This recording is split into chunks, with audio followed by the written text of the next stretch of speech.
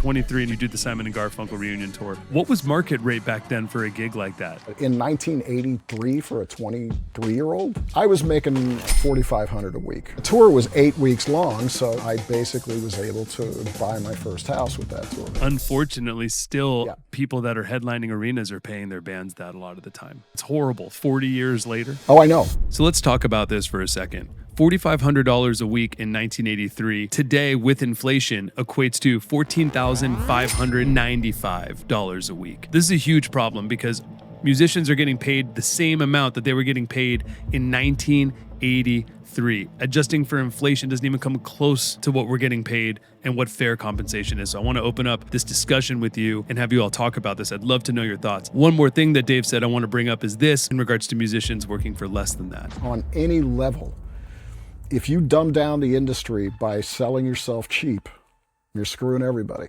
You know? Yes. And I tell my students, I charge this to do a recording. If they want video, it's this, blah, blah, blah, blah, blah. And my students like, well, tell them to call me if you don't want to do it, because I'll do it for $100. And I'm like, no, you won't.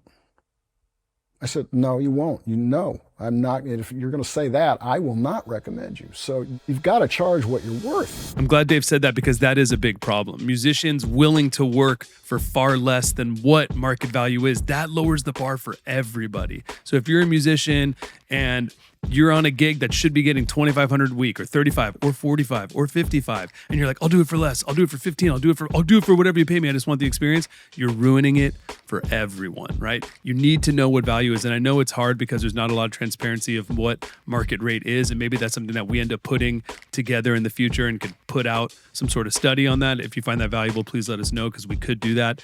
But whatever it is, you got to figure out market rate and you got to know your value and not undersell yourself just to get a gig.